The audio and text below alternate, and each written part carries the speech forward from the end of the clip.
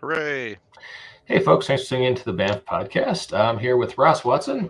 Ross, could you introduce yourself to the folks at home, please? Hi, everybody. I'm Ross Watson. I've worked on a whole bunch of RPGs over the years. Right now, I'm the COO of Star Anvil Studios. That's why you see my name scouted in there. And we're making some great products like the Secret World RPG and Saints and Sinners, which is a sci-fi setting for Savage Worlds. And before that, you've worked for a lot of the heavy hitters in the industry, right? Oh, yeah. I Okay. did a lot of work on Star Wars Edge of the Empire, Savage Worlds Rifts, all the Warhammer 40K role-playing game lines, just to name a few. Okay. I guess I should say something right now. I see some audience members filing in. We're going to be talking with Linda Codega from Gizmodo and IO9 today, who broke the OGL story. Looks like she couldn't make it tonight, so we were just going to chat about it quickly with Ross Watson. So you're welcome to stay, or we'll try to get Lynn at a future date. So let me play our introductory music, and we'll dive into talking about this thing.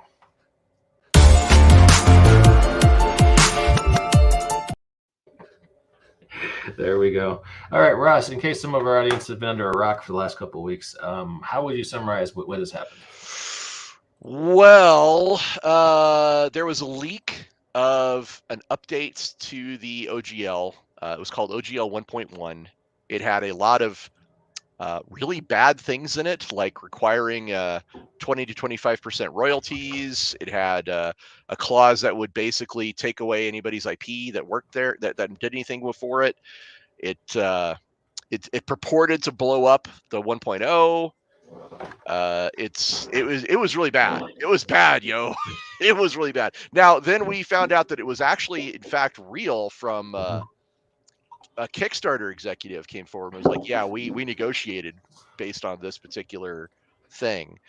And then there was a lot of speculation, a lot of silence from WotC, and then just a couple days ago, they put out a statement that said, "Hey, we don't want to take anybody's IP away." And my question is, well, why did you write it that way? And then they said, "Hey, we're not going to take any royalties." And then they said, "Oh, this was just a draft to get feedback." And I'm like, well, then why was it sent out with contracts attached to it, to sign?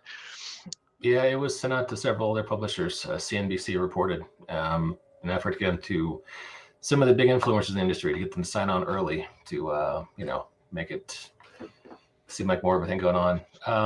So yeah, it's and then it was leaked, and there was a big pushback from the industry and the community as a whole. Yeah, monumental. Well, I've been playing games since I was like 8 years old, which puts me at like almost 40 years of playing tabletop games. I have never in my entire life seen a PR disaster of this scale. Yeah, I've been calling it a new Coke kind of incident, but I think that might be trivializing how bad it was because, new Coke. Hey, there is Linda. Hello. Linda, how you doing? Nice to see you. Hi, guys. So you had guest of honor is here. Let me introduce Ross Watson of Star Anvil Studios, and previously he's worked at WotC and a lot of work on. I've never worked at WotC. No. Sorry. Lots of other publishers. Linda, you broke the story. Oh boy, howdy did I. Yeah.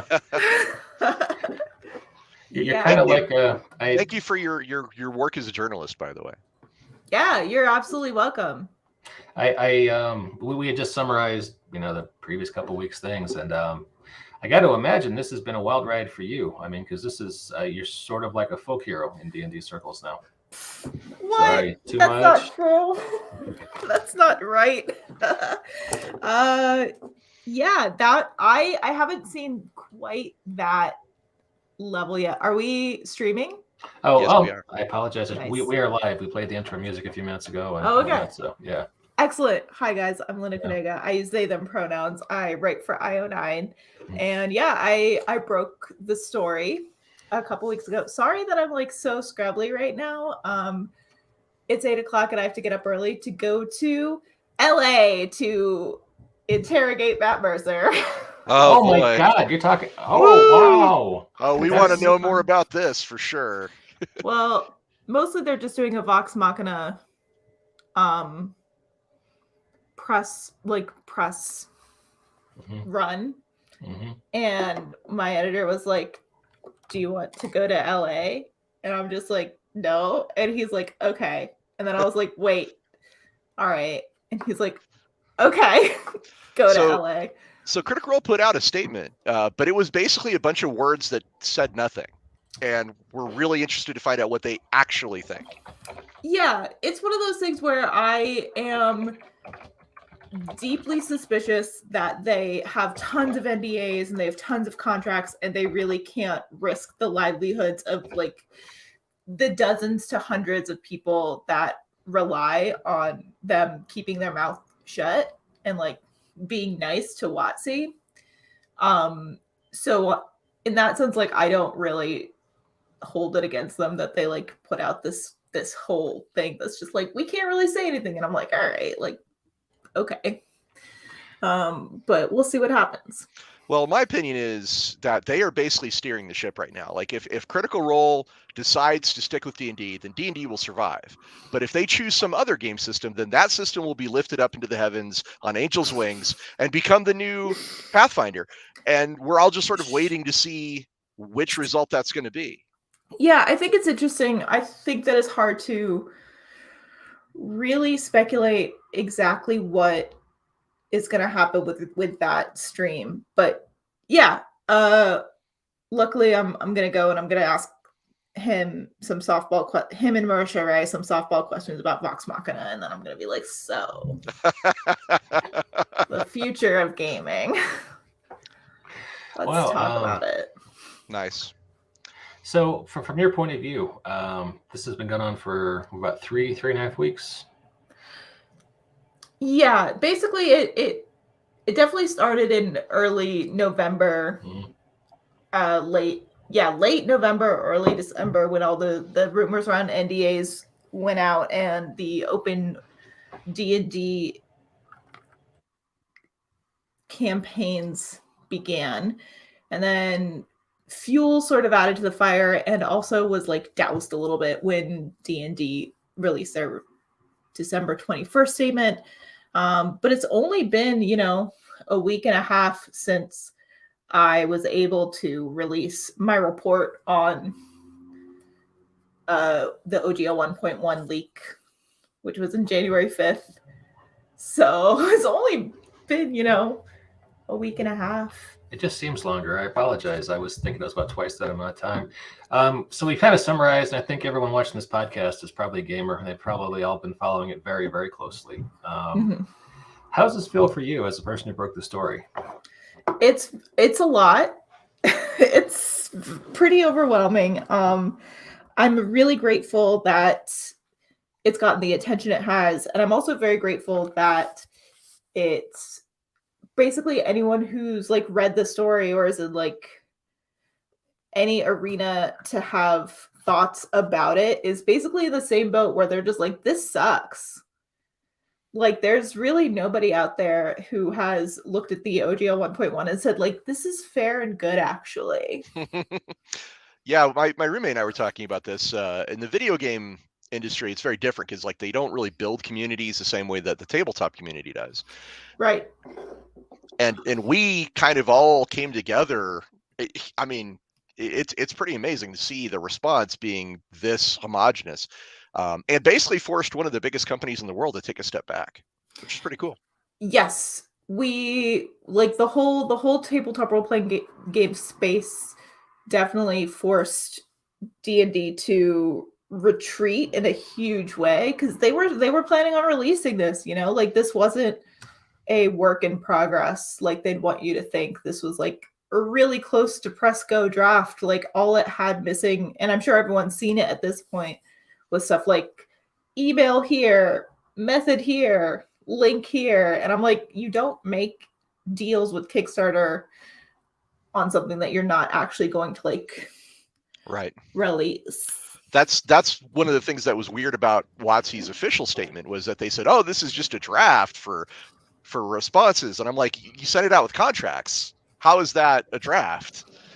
Contracts, term sheets. Yeah. You told people they wouldn't be able to negotiate, and now you're like, we'd like to negotiate. And they further were like, it was never our intention to take away your IP. And I'm like, did the contract fairy come in at night and write that for you? Because it was written in a way where you were going to take everybody's IPs. Yeah. I'm firmly in the camp of Wizards of the Coast is in the IP business and not the product business. And Dungeons and Dragons is in the product business. So it's one of those things where there's, I think, a pretty large divide in between what executives want to do and what executives see as like possible and what everyone working at the ground level of Dungeons and Dragons is interested in doing and like wants to do for their product and their community. Yeah, I had heard some rumors that I know people who are at WotC, and there was a lot of the creatives were out until your story broke. They were out on holiday vacation. They came back, and there was a big push to stop the stupid, if you will. And I don't know if their pressure helped, or if I suspect it was the large amount of money they were losing from all the canceled subscriptions. But what a week and a half, huh?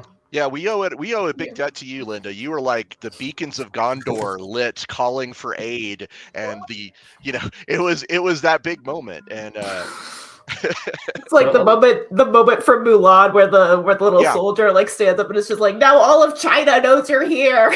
Exactly. Linda, I have to apologize for our effusive praise, but I suspect you'll be getting a lot of that from geeks in the coming months. So, well, I'll happily take the credit for being one of the voices that brought it to the mainstream. I think that that's not something I can really deny very much. But I think that I will try and be as humble as possible for as long as possible, because I'm just a journalist, and I think that something like this, while very exciting and very overwhelming, is probably not going to happen either for a while or again, which is fine. I have other stuff to do. I'm sure someone has already asked you, but it's the obvious question, so I'll ask it. You're writing a book, right? About what? About this. Oh, probably not. Okay, all right. Yeah, not yet. Not so far. I am I'll probably be interviewed for books, or like someone will want to interview me for like books that they're writing. Mm-hmm. But I tend to not to ascribe to the mode of journalism that sort of saves everything up for a tell-all book. Mm-hmm. So my journalism will be as immediate as I can make it. But yeah, we'll see if someone writes a book about this and like includes me in a footnote. You're being very humble. But hey, let me ask you this question. Sure. I understand you probably need to get to sleep soon. You got that plane to LA and whatnot. But if you were to try and predict where things are going to go, say in the next year, do you have any inclinations, any hunches, or would you like to reserve comment? I could speculate wildly. Why not? Whomst among us hasn't decided that they're just gonna like take a shot in the dark? I think a lot of this really depends on just how far Wizards of the Coast is willing to walk stuff back.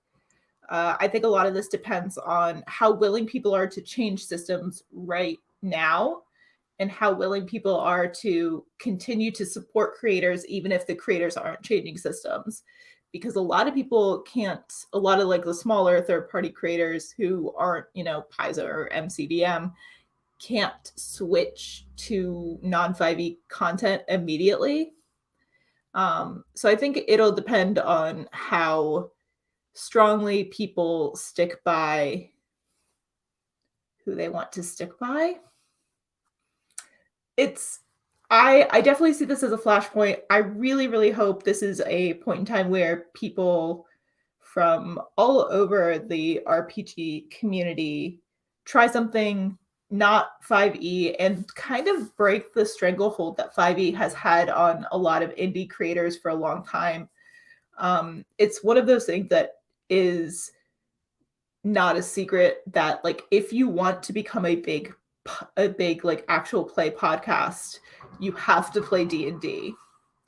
It's one of those things like if you are not going to be like the next, Possum Creek Games, you need to do Dungeons and Dragons content. So I'm deeply hopeful, if we're going to take like the rosiest view, I'm deeply hopeful that people will find new games and enjoy both whatever Dungeons and Dragons turns out to be and other games as well. I like that. I like that. I think you got to factor in, Hasbro's obvious willingness to shred everything in the pursuit of money. That's the thing. I don't necessarily think it's money. I think that this is about power right now. I think the OGL is entirely about power. The OGL is entirely about realizing that they gave way too much away with the OGL 1.0. I think 1.1 is them recalibrating and being like, okay, where is the money? How do we get that MTG money? How do we make Wizards? How do we make Dungeons and Dragons like bring in MTG profit? The biggest thing is like the money that they would have taken from the royalties of the excess revenue, which again, for those of you under a rock, Wizards of the Coast had said in this new OGL 1.1 there was going to be a royalty tier structure, and if you made over $750,000, any excess revenue would be 20 they would ask for 25% royalties on that excess revenue, which is an absurd amount of royalties. Like generally royalties are anywhere from like 5 to 10%, and even 10% is considered like a lot. And it's revenue, not profit.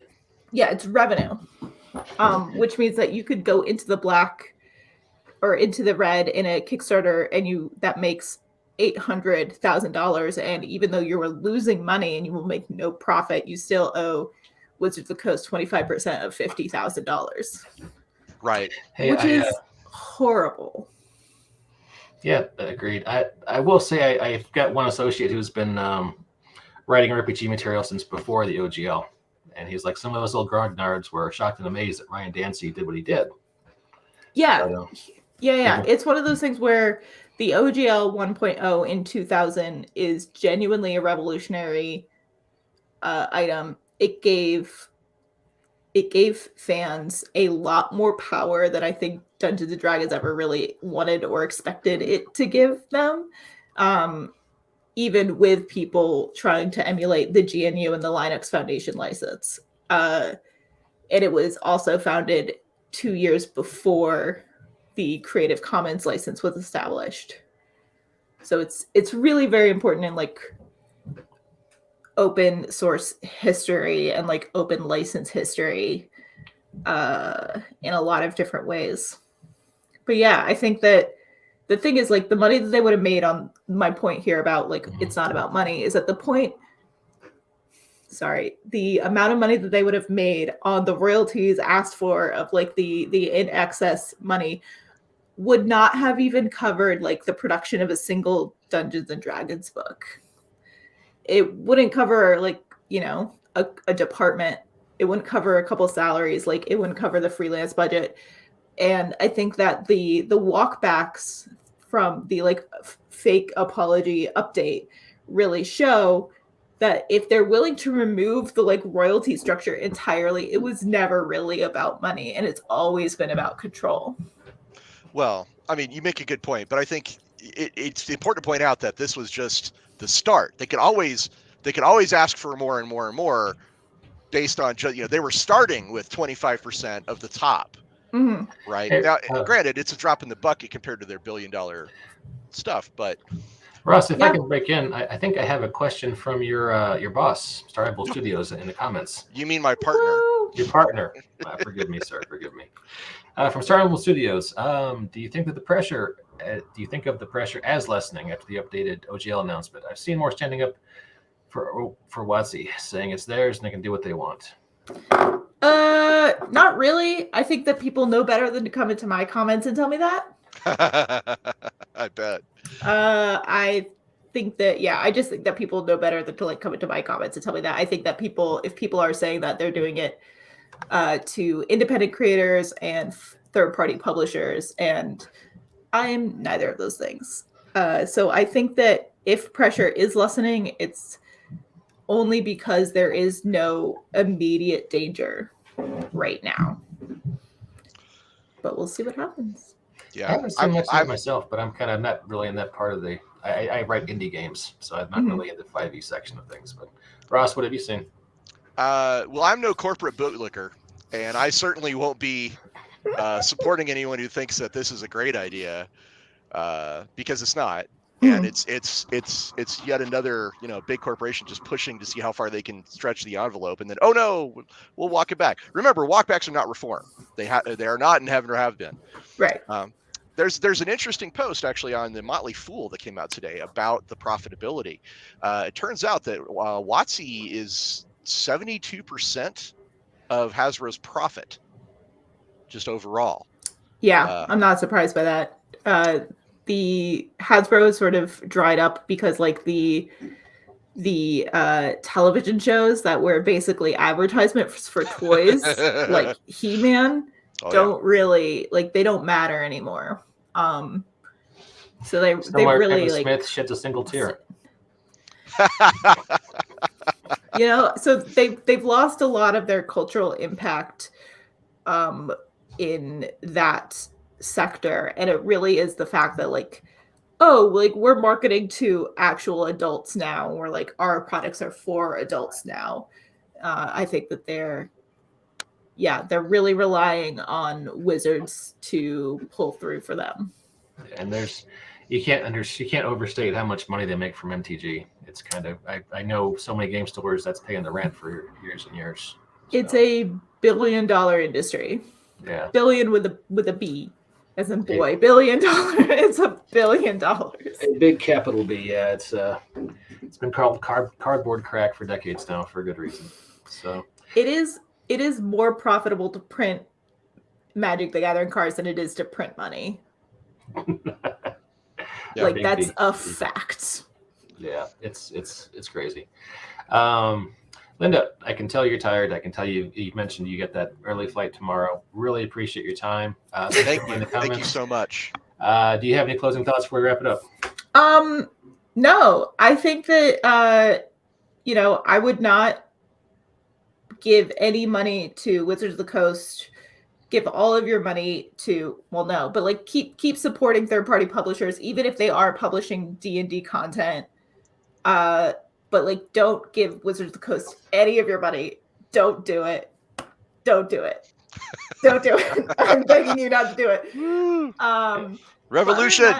But other than that, support your indie creator. Follow me on Twitter. I have a couple more articles that are coming out, hopefully within the next week or so, and we'll see what Matt Mercer and Marisha Ray say to me tomorrow. When can we see that article about what Matt's going to say to you? That's a good question. Hey. All right. I guess we'll find out when we find out. Yeah, we'll find out when we find out. That depends on how fast the editors at Gizmodo can turn around, because I am a writer. I feel you. If anyone who's wants to follow Linda on Twitter, it's at Linda Codega on the Bluebird site that's run by a crazy billionaire. So check it out. Yeah. Are you on any of the social media sites that are not run by crazy billionaires? Tumblr. Okay. TikTok.